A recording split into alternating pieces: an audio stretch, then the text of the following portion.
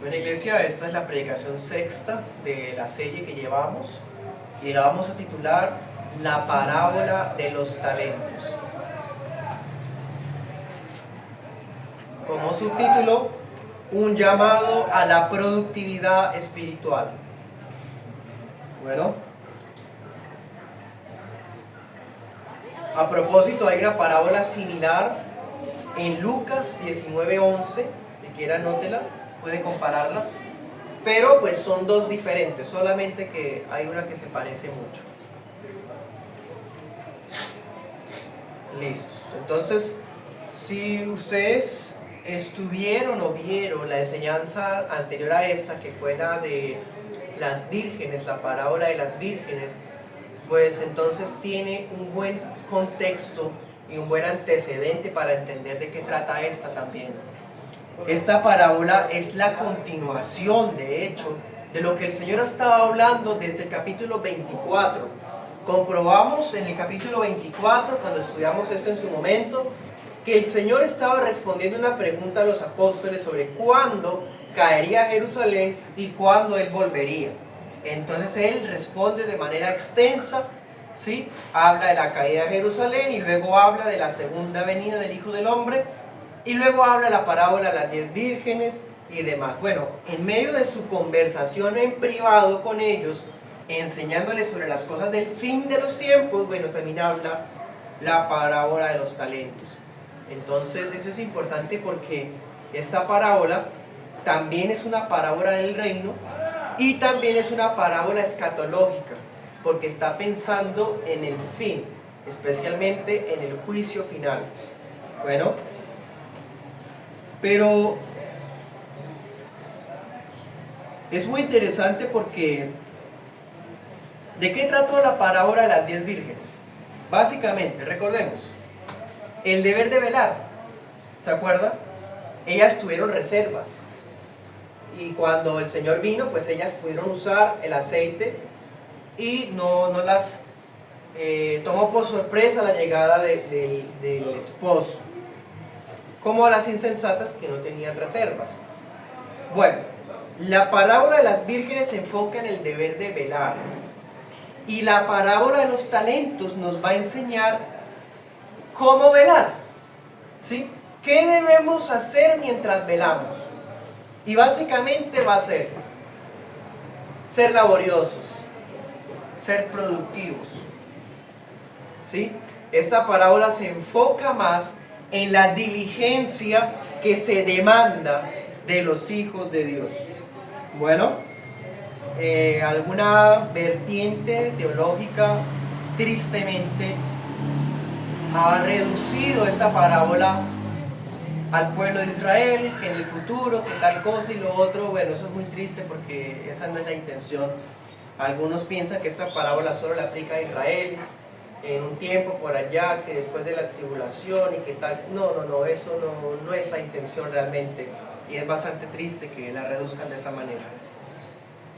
Si venimos con esa idea, quitémosla del medio y más bien leamos lo que textualmente está hablándonos.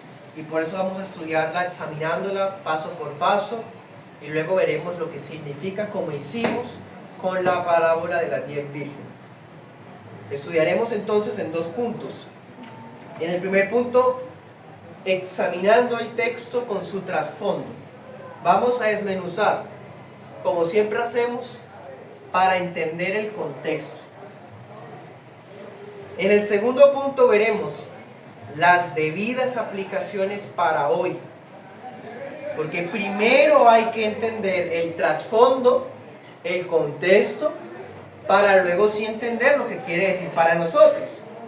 Pero si leemos al revés y empezamos a leer la Biblia buscando qué quiere decir para nosotros, empezando que es muy excéntrico, vamos a terminar interpretándola a la manera conveniente, egoísta. Y eso no es la manera de leer la Biblia con respeto. Bueno, vamos a leer versículos 14 y 15. Dice: porque el reino de los cielos es como un hombre que partiendo lejos llamó a sus siervos y les entregó sus bienes. y a este dio 5 talentos, y a otro 2, y a otro 1, a cada uno conforme a su capacidad, y luego partió lejos. Bien, primer punto, examinando el texto con su trasfondo. Se trata de una parábola que describe al reino de los cielos como un amo que llama a sus esclavos, y este amo tiene que hacer un viaje, no nos dice de qué, si es de negocios, lo que sea, tiene que irse lejos y se va a ir por un tiempo indeterminado. Entonces, antes de irse, llama a los esclavos y los deja a cargo de todos sus bienes. ¿Sí? Cuando leemos la parábola y vemos la palabra talentos, eso es una de las evidencias de que lo que les acabo de decir es cierto. Uno no puede leer la Biblia invirtiendo el orden, como diciendo, bueno, ¿qué me quiere Dios hablar a mí?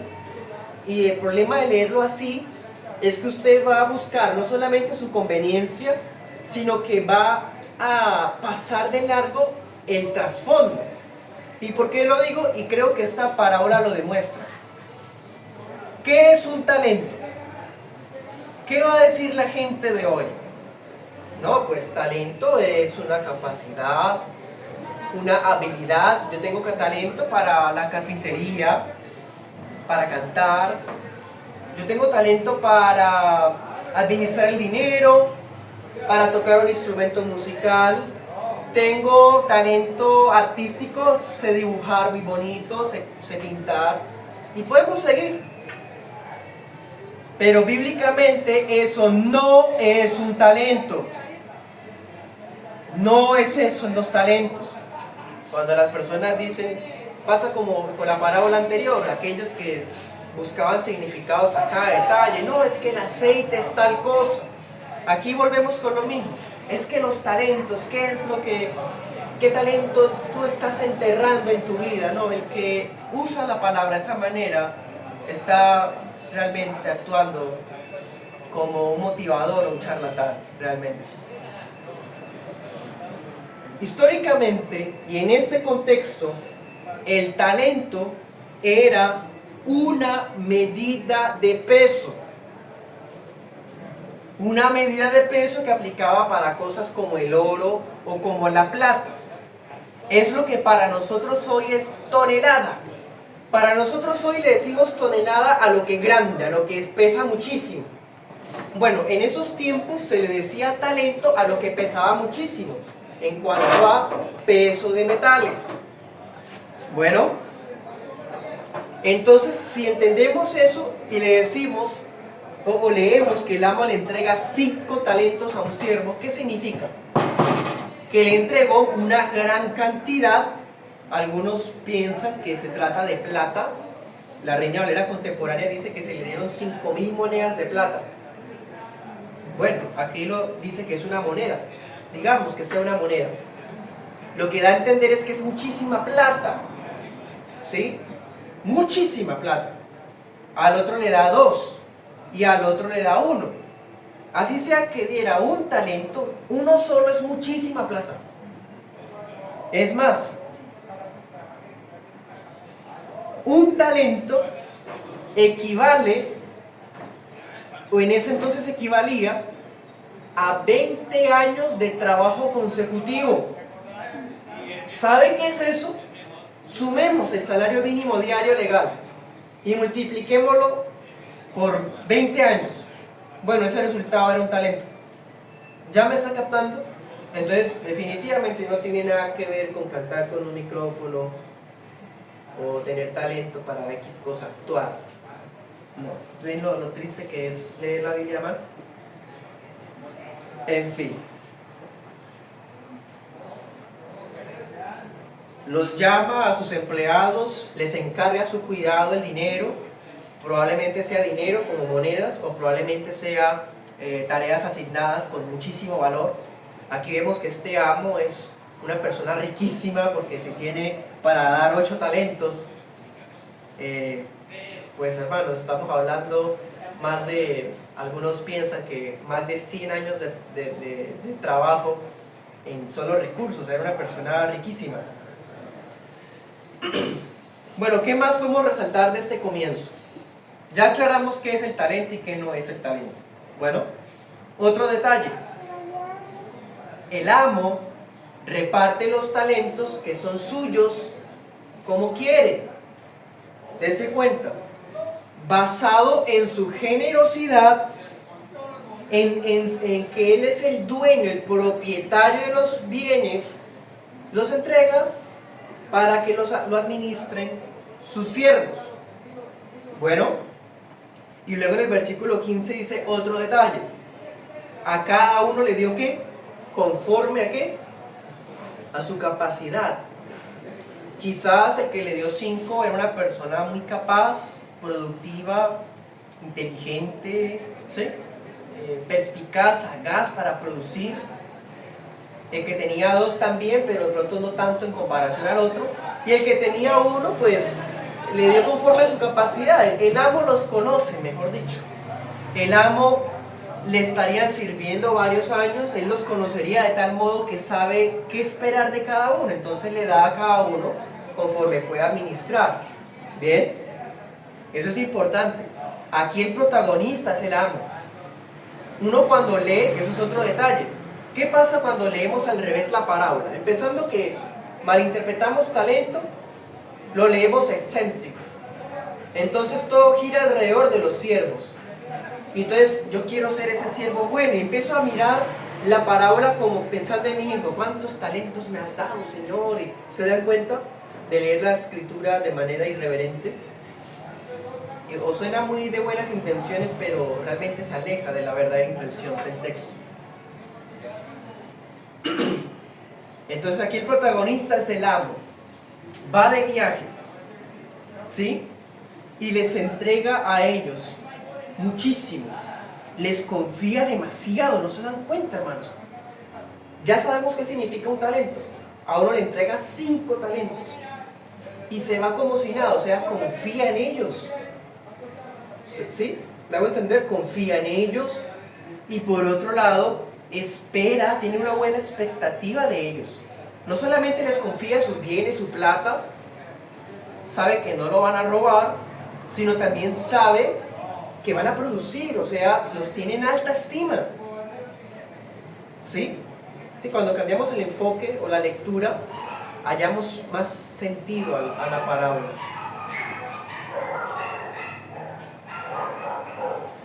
Cada uno de ellos recibe, ¿y qué pasa? Deben ocuparse de su propia tarea. El que recibe 5 tiene muchísimo que hacer, ¿no les parece? Bueno, está suficientemente ocupado y el amo se demora en llegar, seguramente adrede, igual que como la parábola de las vírgenes, ¿no? De las vírgenes, ¿se acuerdan? Que dijimos que hasta se habría demorado para darles oportunidad de organizar las cosas bien. Bueno, acá pasa igual. El amo se demora como para dar oportunidad de que ellos produzcan, ¿sí? En fin. El caso es que cada uno se ocupa. El que tiene 2 también tiene mucho trabajo. Y el que tiene 1 también tiene mucho trabajo porque 1 también vale mucho. Pero si hacemos una comparación, hay unos que tienen más responsabilidades que otros, ¿no? Uno esperaría que el que se le dio 1 produjera más fácilmente, ¿cierto? En fin. Leamos. 16 al 23. Y el que había recibido 5 talentos fue y negoció con ellos, y ganó otros 5 talentos. Y asimismo el que había recibido 2, también él ganó otros 2. Mas el que había recibido 1 fue y cavó en la tierra y escondió el dinero de su señor. Y después de mucho tiempo vino el señor de aquellos siervos y arregló cuentas con ellos. Pero vamos a dejarlo hasta ahí, para seguir ahorita con lo otro. Bien, apenas se les delega las tareas, se les entregan los recursos, ellos inmediatamente empiezan a trabajar, ¿sí? Dice en el versículo 16, se dedicaron a negociar con los talentos recibidos. ¿Se dan cuenta? Sí, es definitivamente una moneda, ¿no? O un peso. No tiene que ver con talentos ni en el lenguaje castellano de ahora. Bueno, porque está hablando de que están negociando, los que lo van a invertir en los bancos, ¿se acuerdan? En fin. El que recibió 5, ¿qué pasó? Ganó otros 5. Duplicó lo que había recibido. El que recibió 2 también duplicó, obtuvo otros 2. Y son palabras mayores, hermano. Volvamos a pensarlo. Un talento equivale a lo que ganaba un trabajador en 20 años sin parar. Y el que tuvo 5 sacó otros 5. Excelente. El que sacó 2, lo mismo. Excelente.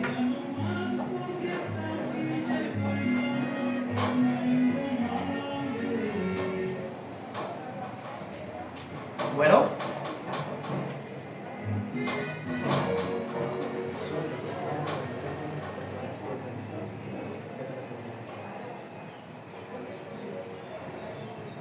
18. Bueno, el que menos trabajo tiene, ¿no? En comparación con los otros, ¿cómo le fue? El que recibió 1, ¿qué hizo? Dice, escondió el dinero de su señor bajo tierra. Lo metió bajo el colchón, la plata. Siendo un poco jocosos y hablando en términos de hoy, ¿qué pasa si metemos nuestra plata, sus ahorritos debajo del colchón y no los usa por 5 años? ¿Qué pasa si los vuelve a sacar del colchón 5 años después? La plata va a decrecer el valor, ¿no? Ya no va a valer lo mismo. Ah, bueno. Entonces dense cuenta que ya de por sí vamos por mal camino. Pero hay algo muy interesante. En este tiempo, en la antigüedad, la cultura pagana decía que las cosas valiosas se podían sepultar. Y se creía que cuando uno sepultaba algo valioso, era un símbolo de responsabilidad. En ese tiempo se pensaba que si tenía algo muy valioso y lo escondía bajo tierra, estaba actuando de manera muy responsable porque así no lo iba a echar a perder. Así pensaba el mundo de ese momento. Ah, bueno. El amo no se mueve con la cultura del mundo. El Señor no nos va a calificar basados en las reglas de la economía moderna. Ni siquiera con base en lo que a fulanito o a la familia tal, que son muy productivos. No, aquí es conforme el amo dice que se haga y punto. Bueno, sigamos. 19. Ya pasó el mucho tiempo. Llegó el amo, regresó del viaje. Llama a los siervos, dice, para arreglar cuentas. Y las cuentas se van a arreglar apenas el Señor regrese. Queremos que el Señor venga y francamente nos imaginamos cuando ya este mundo sea restaurado, con ese fuego purificador que destruya toda la creación y la limpie, la purifique y vuelva a ser restaurada como antes o mejor que al principio, como estudiamos en 2 de Pedro. Y ya nos imaginamos el futuro, o sea, nosotros somos de más allá, vamos hasta allá y imaginamos la paz, la justicia perfecta, pero se nos olvida que antes que todo eso está el juicio final. Es que por naturaleza quisiéramos saltarnos esa parte, pero apenas el mundo sea consumido y el mundo sea traído bajo juicio ya eterno, nosotros también seremos llamados a juicio, y ese juicio es individual. Cada uno rinde cuentas, cada uno las rendirá apenas el Señor regrese del viaje de mucho tiempo. Bueno, versículo 20. El que había recibido 5 se presentó ante el Señor y le regresó. Dice, y llegando el que había recibido 5 talentos, trajo otros 5 talentos, diciendo, Señor, 5 talentos me entregaste, he aquí he ganado otros 5 talentos con ellos. Y su señor le dijo, bien, buen siervo y fiel, sobre poco has sido fiel, sobre mucho te pondré, entra en el gozo de tu señor. Llegando también el que había recibido 2 talentos, dijo, Señor, 2 talentos me entregaste, he aquí otros 2 talentos he ganado con ellos. Su señor le dijo, bien, buen siervo y fiel, sobre poco has sido fiel, sobre mucho te pondré, entra en el gozo de tu señor. Ambos hicieron bien, ¿sí? Trabajan con los talentos y duplican los talentos. Excelente. Estas palabras son de los versículos que son más memorables para nosotros. Bien, buen siervo y fiel. ¿Cuántos quisiéramos, no, que en ese juicio final el Señor nos dijera eso? Bien, buen siervo y fiel. Bueno, un detalle interesante, ya que estamos hablando del ajuste de cuentas en el juicio final, es que la recompensa aquí que se está dando empieza con una felicitación. ¿Se dan cuenta? Bien, buen siervo y fiel. Es un elogio. Y por otro lado, no ocurre como se piensa popularmente, entra al descanso eterno. Léalo otra vez, versículo 21. Dice, sobre poco has sido fiel, sobre mucho te pondré. O sea, el descanso que Dios está prometiendo acá y que va a dar, no es en términos de reposar, de no hacer nada, el descanso eterno, o sea, es eso, no hacer nada, no, se da en términos de una oportunidad de mayor responsabilidad. ¿Me hago entender? O sea, no sabemos, hermano, cómo será, pero no vamos a holgazanear, básicamente. O sea, aquí tuvimos mucho que hacer, no se compara todo lo que hay que hacer en la eternidad, pero no va a ser pues obviamente comparado, porque otro detalle que no puede pasar por alto, vuélvalo y lo lee. Sobre poco ha sido fiel. ¿A usted le parece que 5 talentos es poco? ¿Ya entendiendo lo que significa? 20 años de trabajo, ¿no? 2, 4, 6, 8, 10. 100 años de trabajo. Dice el Señor, poco, sobre poco fuiste fiel. O sea, eso significa que la gloria, la recompensa, la herencia que está en los cielos, comparado con acá, lo mejor que tengamos en esta vida será poca cosa comparado con lo que vendrá. Bueno, otro detalle que no podemos pasar por alto. Y luego dice, entra en el gozo, o sea, más que en términos de descanso, es en términos de alegría. Dice otra versión, alégrate conmigo, dice la Reina Valera contemporánea. ¿Sí? O sea, esa es la recompensa que viene, un elogio, más responsabilidad en los cielos, y esto viene siendo como participar de la alegría del Señor. Bueno, anote ese texto, 24:45. Ahí recordamos otra parábola que también ya vimos, la parábola del mayordomo y el viajero.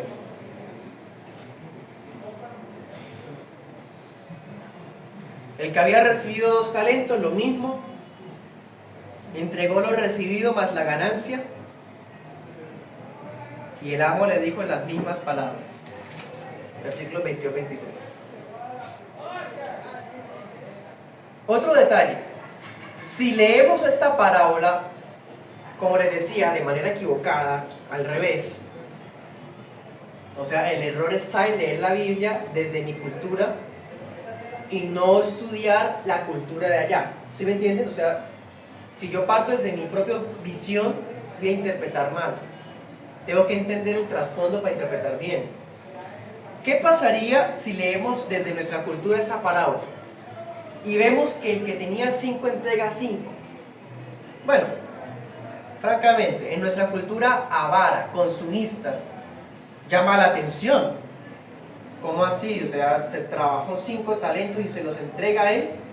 O sea, le entregó 10 y él se quedó con nada. ¡Qué injusto! Debe armar un sindicato de esclavos, porque ese amo capitalista le robó su porcentaje, su derecho, su regalía. ¡Qué injusto! ¿Me entienden? O sea, aquí la cuestión es, los siervos entregan todo, no reclaman nada como suyo, no reclaman una comisión, no reclaman su regalía, su porcentaje, todo es del Señor. Pero ¿qué piensa la cultura moderna? No, pues está siendo un empleado, él tiene derecho a todas las cosas del patrón y demás. Él es dueño también de la compañía. Bueno, eso es mentalidad mundana. Pero recordemos, el amo confió en ellos. El amo tuvo expectativa de ellos. ¿No les parece que eso ya es demasiado? Eso ya fue demasiado. Ya habían recibido muchísimo de su Señor. Además, en la prosperidad de su Señor, prosperar ellos. En la prosperidad de su amo, prosperan sus familias también. Acordémonos, Éxodo 21, 5 al 6, anótenlo. Ese tema ya lo estudiamos en la iglesia local, en la escuela. ¿Se acuerdan que la ley decía que si había un esclavo que amaba a su amo y quería quedarse con su amo, le horadaban la oreja y así él podía quedarse con su amo para siempre y en el jubileo no quedaba libre? Bueno, estos esclavos probablemente fueran de ese tipo de esclavos, de esos que querían estar con su amo. En ese sentido, si el amo es millonario, pues ellos también lo serían, porque ellos son parte de la familia. ¿Me hago entender? Entonces dése cuenta lo importante de entender el trasfondo primero. Otro detalle importante, que quizás lo hemos pasado por alto. El que recibió 2 nunca dijo: ¿y por qué a mí solo me dieron 2? ¿Por qué a él le dieron 5? ¿Es que acaso no confía en mí? ¿O es que...? No. A cada cual se le entrega algo que hacer y no se pone a compararse con el otro. El que recibió 5, uy, no, le dieron solo 1 a él. Me hubieran dado solo 1, hubiera trabajado y me hubiera puesto a descansar. Pero me dieron 5, demasiado trabajo. No hubo murmuración, no hubo quejas, no había cabida en su mente para pensamientos de celos, de codicia, de lo que pertenecía a su amo, ni de las cantidades de trabajo que se le asignaron como hoy en el mundo. En el mundo dicen es que a fulanito de tal le dieron más trabajo que a mí y ganamos lo mismo. ¡Qué rabia! Bueno, así piensa el mundo, tal cual. Sigamos leyendo. 24-25. Y llegando también el que había recibido un talento, dijo: Señor, te conocía que eres un hombre duro y que ciegas donde no sembraste y recoges donde no esparciste. Y tuve miedo y fui y escondí tu talento, por lo menos, en la tierra. Mira, aquí tienes lo que es tuyo. Listo, seguimos con el ajuste de cuentas. Le llegó el turno al que tiene 1. El más fácil, ¿no? ¿Cómo le fue? Lo enterró. Es más, hasta lo vemos casi que sacando pecho. Lo cuidé. Así como me lo entregaste, te lo estoy entregando. O sea, fui muy cuidadoso, lo protegí, miren, tal cual, esto es suyo. En otras palabras, queriendo hacer el trabajo a su manera, si es que se le puede llamar trabajo a enterrar un talento, ¿no? El siervo pensó que su mayordomía consistía en guardar el talento en vez de trabajarlo. Pasó por alto el detalle de la devaluación, ¿no? Si lo guardó por 10 años, ya el talento no iba a valer lo mismo. O sea, ni siquiera lo trabajó, antes antes perdió. Porque así ocurre, el que no gana, el que no produce, está perdiendo realmente. No hay término medio. Aquí el que produce espiritualmente, ¿sí?, no está estancado. El que está estancado realmente está perdiendo. Por eso el Señor dijo: el que tiene, se le dará. y al que no tiene, aún lo poco que tiene, se le quita. Bien. Sigamos, ahorita aplicamos. 26-27. ¿Qué le dice el Señor a este individuo? Respondiendo su Señor le dijo: siervo malo y negligente, ¿sabías que ciego donde no sembré y recojo donde no esparcí? Por tanto debías haber dado mi dinero a los banqueros, y al venir yo hubiera recibido lo que es mío con intereses. Sí, el talento es mío, y los intereses y las ganancias. ¿Se da cuenta? En otra versión dice: siervo perezoso. Y un detalle no interesante, o sea, si tú no querías trabajarlo, tú personalmente, porque no contabas con la capacidad o la inteligencia, pues ya sabemos que no es así, porque a cada uno le dio conforme a su capacidad, pero bueno, digamos que no quería él hacerlo, pues entréguelo a banqueros, inviértalo, mejor dicho, muévalo en la economía, en el mercado, como sea. Si quería que otro le ayudara al trabajo, fuera inteligente, pero no.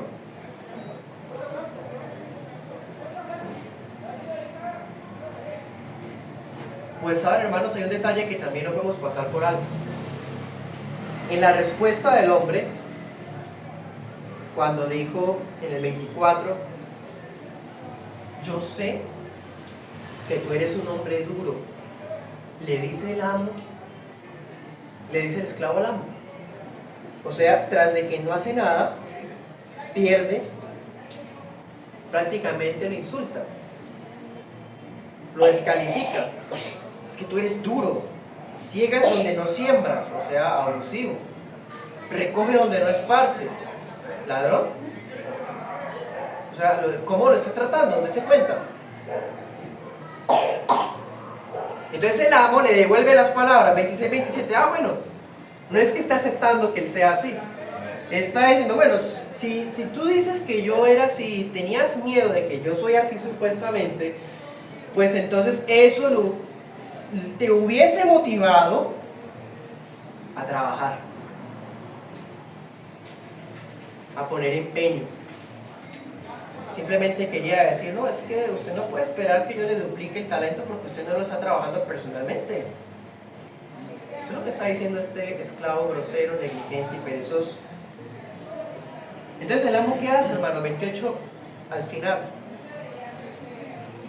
Ordena que le quiten el talento al siervo malo y se lo entregan al que tenía 10.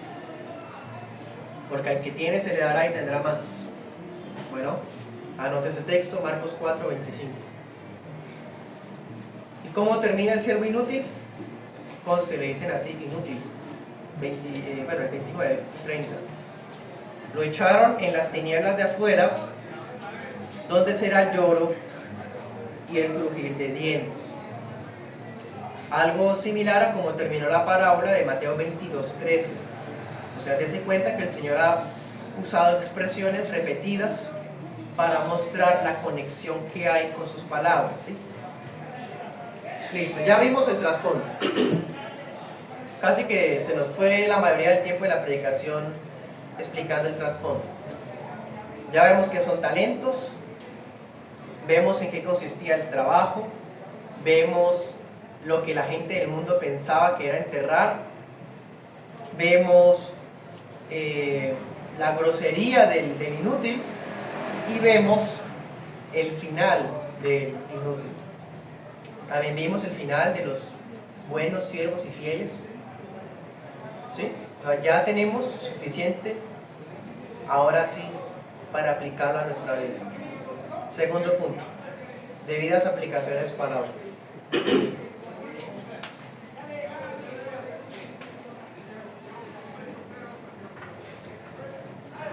Recordemos, ¿quién es el protagonista de esta parábola? El Señor. Punto.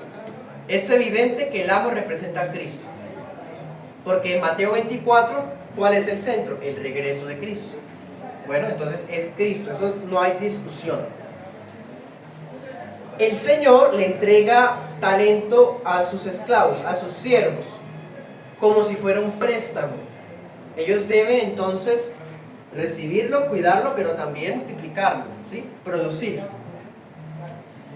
¿Qué serían entonces los talentos para nosotros hoy, ya sabiendo que no lo podemos reducir solo a unas habilidades? En cierta manera uno puede decir que los talentos podría encajar en la descripción. El problema es que no podemos reducirlo a eso. Se los pongo de esa manera. Si decimos que los talentos de acá es habilidades como cantar o lo que sea, quiere decir que si alguien entierra su talento porque nunca lo explotó, entonces se va a ir al infierno porque no explotó su talento en cantar. ¿Se da cuenta? Lo vano, superficial que es interpretar de esa manera. O sea, si talento es pintar y no entierres tu talento. Si lo interpretas y está diciendo que porque no pintó era el infierno. ¿Sí me hago entender? No, aquí la idea es la siguiente. El Señor nos ha dado muchísimo.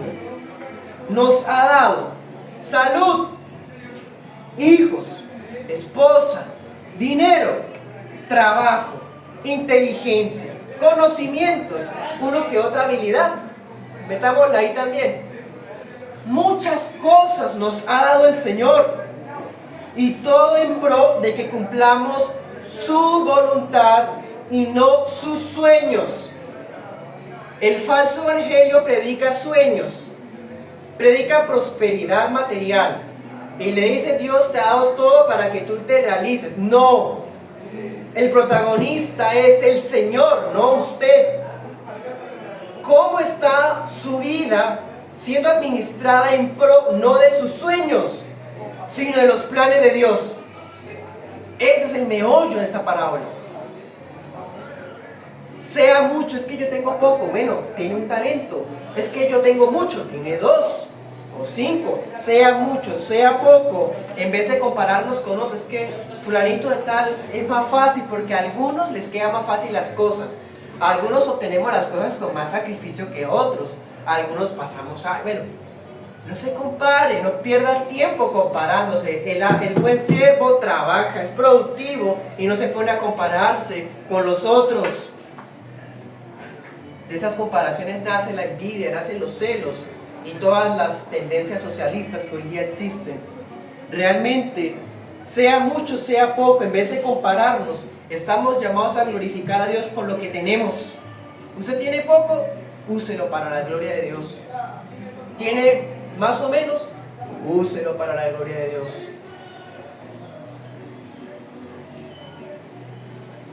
Una cosa que nos enseña esta parábola es que la manera como usted invierte lo que usted tiene es la manera como usted y yo vemos a Dios. Ellos, el de 5 y el de 2, ¿cómo ven al Señor? Lo ven como el soberano, el dueño, Él es bueno. Mi Señor, mira, me entregaste, ahora yo te doy eso y te doy eso también. Gratitud vemos porque hay una adoración, honra a su Señor.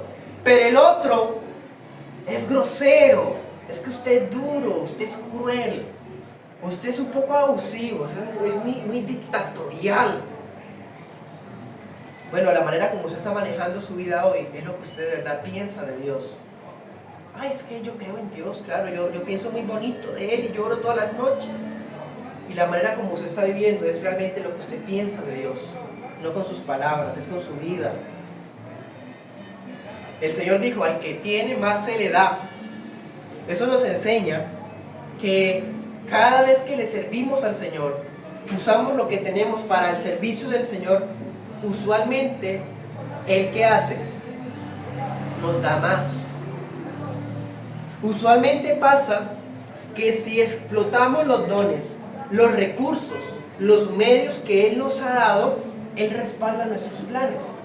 Usualmente pasa eso. Y los cristianos sabemos que esto es cierto, independientemente de hablar de éxito o cosas así, ¿no? Vemos que Dios nos abre puertas para honrarlo. Se los digo otras palabras del Señor Jesús. Juan 15. Juan 15, 2. Todo pámpano que en mí no lleva fruto, mi Padre lo quitará. Y todo aquel que lleva fruto, mi Padre lo limpiará. ¿Para qué? Para que lleve más fruto. Eso es lo que hace el Señor. Si nos da y estamos produciendo, Él nos va a seguir dando más. Pero si hay un creyente que lo que tiene lo usa para apartarse de Cristo, para enfriarse, endurecerse, irse al mundo a apostatar, ¿cómo va a pedirle algo al Señor? Antes el Señor le tiene que quitar lo que tiene. Mira el versículo 5. Yo soy la vid, ustedes los pámpanos. El que permanece en mí y yo en él, este lleva mucho fruto. Porque sin mí nada pueden hacer. ¿Por qué el de 5 y el de 2 produjeron? Ni siquiera porque eran muy inteligentes. Era porque estaban con el Señor. ¿Quién es el que produce en el reino de los cielos? El que está en Cristo. Entonces vemos que el que no produjo es porque ni siquiera conoce a Cristo. Es un falso convertido. Ni siquiera había nacido de nuevo. Y una prueba es que no miraba al Señor como lo mira un hijo de Dios, sino como lo miran los impíos. Lo mira como un amo cruel, duro, en fin, pobrecito él. Nosotros que explotamos lo que Él nos da para servirle a Él, para su reino, para la extensión del Evangelio, podemos testificar lo que Jesús dijo en otro pasaje, Mateo 6:33. Busquen el reino de Dios por encima de todo lo demás y lleven una vida justa y Él les dará todo lo que necesiten. Él nos dará, lo añadirá, lo que haga falta. Mateo 6:33. Buscar primeramente el reino y su justicia. Eso hacen los buenos siervos y fieles. Alguna vez, hermanos, todos hemos sentido miedo, todos hemos sentido timidez. Alguna vez podríamos identificarnos con el inútil, el que recibió solamente un talento. Es que tuve miedo y por eso lo enterré. ¿Alguna vez hemos sentido eso? ¿Alguna vez hemos sentido que hay mucho que hacer y nos abruma y hasta llegamos al borde de la ansiedad, saber que hay tanto por hacer? Pero no nos vamos a quedar ahí, porque nada de eso va a servir como excusa en el reino. Es que Señor, me dio un shock, tuve un shock y no supe qué hacer, quedé frío, quedé estupefacto y no produje. Eso no va a servir de excusa. No va a servir de excusa en el reino. ¿Sí? El siervo malo nos recuerda que una persona, otro detalle, ¿no? Él dice, Señor, yo conocía que eres. Todavía el hombre dice que conoce al Señor. La parábola nos recuerda que una persona puede tener sana doctrina, puede describirnos a Dios de manera ortodoxa y aún así ser indiferente a la vida espiritual. Es un impío de sana doctrina. Entonces, alguien que dice que conoce al Señor, pero no evangeliza, no testifica, no sirve, no se santifica, no se congrega, no hace nada para el reino del Señor, pero tiene un concepto muy lindo de sí mismo y dice que conoce al Señor y no hace nada.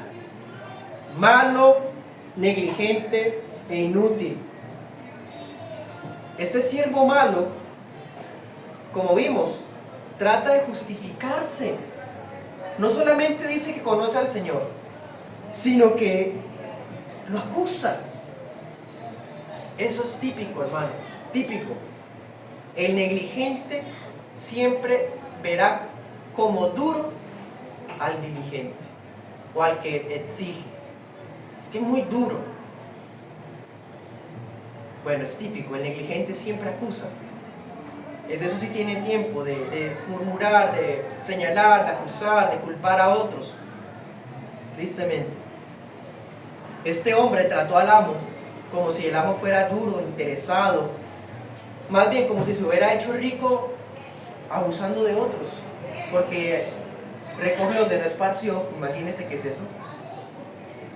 ¿Qué tipo de cristiano puede albergar pensamientos así del Señor o de la iglesia? El siervo malo significa que el falso creyente. Un falso creyente nada más.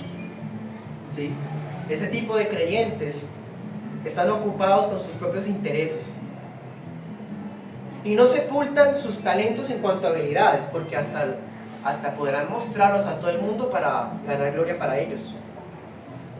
No, este tipo de creyentes sepultan las órdenes de Dios para su vida. No les importa la voluntad de Dios. Viven su vida, conocen al Señor, viven su vida, pero la palabra del Señor, así la lean, como no la viven, está sepultada para ellos. Sueñan con el siguiente lugar donde ir de viaje, en qué invertir el dinero, en extender la empresa, en conseguir mejores contactos, en esto y que lo otro, y tal cosa, pero no buscan de qué manera servir al Señor, porque el Señor no está en sus intereses. Entierran ese talento, porque eso es cosa del Señor. Mira, aquí está lo tuyo. A mí no me importa eso. Ese trabajo no es mío. A los negligentes les ocurre como al siervo malo de la parábola. Ocultan su propia pereza, su indiferencia por los intereses del Señor. Es que prefiero no arriesgarme a invertir. La vida muchas veces requiere arriesgarnos. Y no nos pase como al perezoso de Proverbios 22:13. Mírenlo, Proverbios 22:13. Dice por allá, el perezoso dice, afuera hay un león. ¿Sí?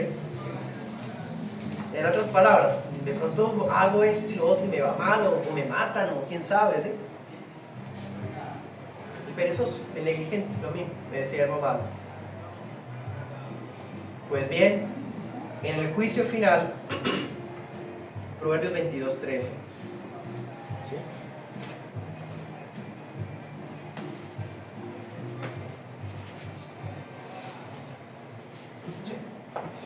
En el juicio final, nadie, ninguno de nosotros podrá alegar que no tenía fuerzas, que no era capaz para lidiar con lo que Dios le puso. Ninguno. Porque a cada uno nos ha dado conforme a nuestras capacidades. Es que yo veo que la vida de él es tan fácil, yo veo que la vida de ella es tan bonita. ¿Y por qué yo? Pierde tiempo comparándose. Cada uno se nos ha dado conforme a nuestras capacidades, ya sea con poca salud, con muchos problemas, con varias propiedades, con mucha fama. Cualesquiera sean las circunstancias que Dios nos ha dado, tenemos que usarlas para su gloria, para cumplir su voluntad. Bueno, algunos van a recibir más talentos, algunos reciben 5. Podemos pensar, los mártires, los padres de la iglesia, los reformadores. ¡Wow! ¡Qué grandes! Y uno se compara y uno queda como un cristianito de párvulos en comparación con esos grandes hombres de Dios. Digamos que ellos recibieron los 5 talentos, pero usted y yo hemos recibido quizás 2 talentos. Seamos entonces como el de 2, en vez de compararnos con otros, y reconozcamos que hemos logrado muy poco para el reino de Cristo, muy poco para animarnos a seguir sirviendo al Señor Jesús para su reino. Esa es la razón de nuestra vida acá, mientras el Señor regresa de su largo viaje.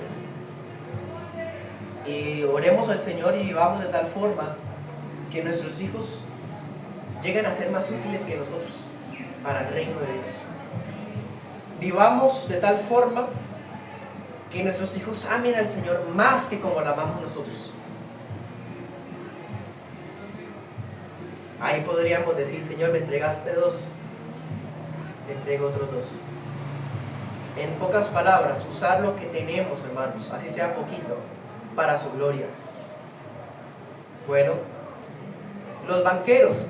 ¿Qué podrían hacer los banqueros? Leyendo un comentario de MacDonald, Este hermano hacía un comentario interesante, tan interesante que se los quiero compartir. Él decía, es probable que la mención de los banqueros sugiera el compartir de nuestras posesiones a personas que sepan usarlas mejor para el Señor. Por ejemplo, misioneros, sociedades bíblicas, etc. Interesante. Hay otras personas que están sirviendo al Señor allá en las trincheras. Una manera de apoyar o invertir en banqueros sería eso, apoyar a estas personas, ¿sí? Su propia iglesia local, por ejemplo, para lograr tantas cosas que hay proyectadas. En fin, usemos todo lo que está a nuestro alcance. Ya las últimas dos aplicaciones que me faltan.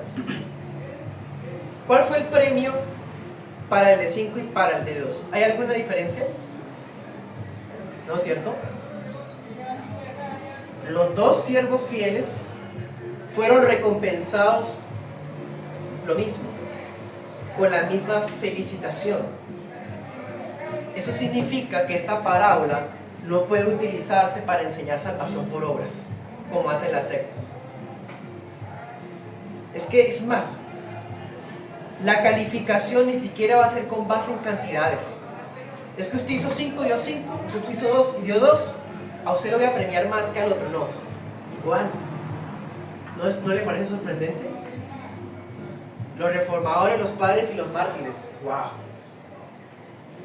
Pero para nosotros los pequeñitos, que logremos hacer poquita cosa para el reino, seremos igualmente felicitados, igualmente puestos en más responsabilidad en la eternidad, igualmente entrar al gozo del Señor. ¿Se da cuenta? Impresionante. Entonces no se trata de cantidades, cuántas cosas hace, cuántas cosas ha hecho, cuántas cosas, números. No. Aquí, bueno, eso es otra evidencia porque no podemos reducirlo a habilidades, ¿no? Lo de los talentos. En fin.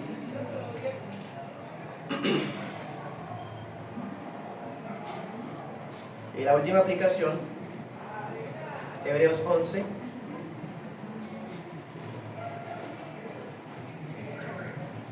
Quiero probarles algo. 11.1 dice: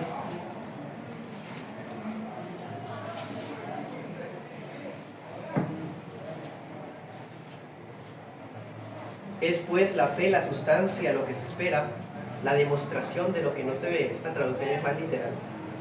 Ahora mire el 6. Pero sin fe es imposible agradar a Dios, porque es necesario que el que se acerca crea que Él existe y que es galardonador de los que lo buscan. Básicamente les digo esto: los siervos obraron, los buenos siervos y fieles, obraron llevados por el mismo principio. ¿Cuál? La fe. Porque no es por obras. La fe. ¿Fe en qué? De lo que vendrá. ¿Qué? El Señor volverá. ¿Fe en qué? En que Dios recompensa, es galardonador. ¿Qué vemos? Bien, buen siervo y fiel, ¿sí? Fe. La recompensa celestial es ciertísima y se reducirá, o mejor dicho, comenzará con la alabanza de Dios. Vuelvo y digo, con la alabanza de Dios.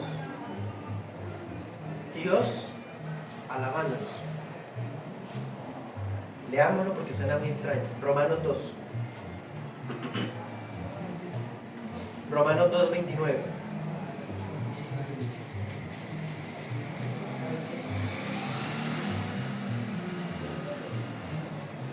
Y a propósito, ¿no?, de este versículo, de esa tendencia que todavía existe de que decir que ese Israel que hoy ya se ve por ahí es el pueblo de Dios.